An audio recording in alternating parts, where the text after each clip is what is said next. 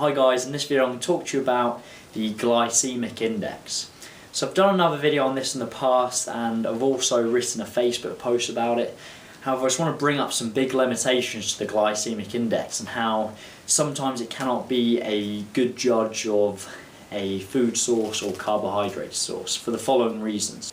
So when you look at the studies on the glycemic index, you're looking at a isolation carbohydrate after an overnight fast.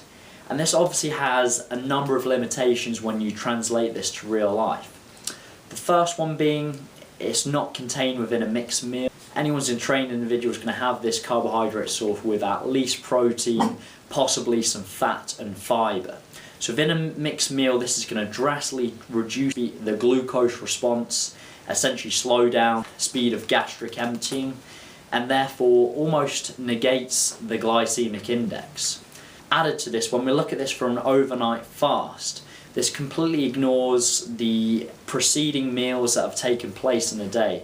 So for example, if you're just choosing a carbohydrate just based on its glycemic index, it completely ignores nutrients that are still being absorbed from some of the previous meals. So again, we've got an individual having a mixed meal and then they've also got nutrients being absorbed from some of the previous meals, again negating the glycemic index. However, it's important I give some big caveats here. So for an individual who's training once per day, judging foods on their glycemic index is somewhat irrelevant.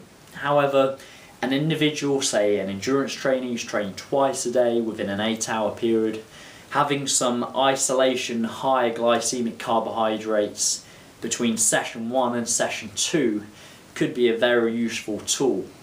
The main reason being because you're having it in isolation, not within a mixed meal, speed of gastric emptying is going to be much quicker, thus speed of glycogen resynthesis will be quicker, which is important within this context because we've got a person trying to recover from session 1 to session 2 within that 8-hour period.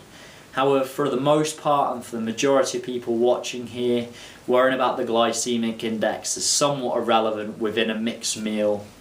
And if your goals are typically building muscle or losing fat and you're only training once a day. However, the other important consideration is preference. If you enjoy sweeter carbohydrates at certain times of the day, that's absolutely fine. Just realise it's not completely necessary within that context of an individual training once per day doing weight training.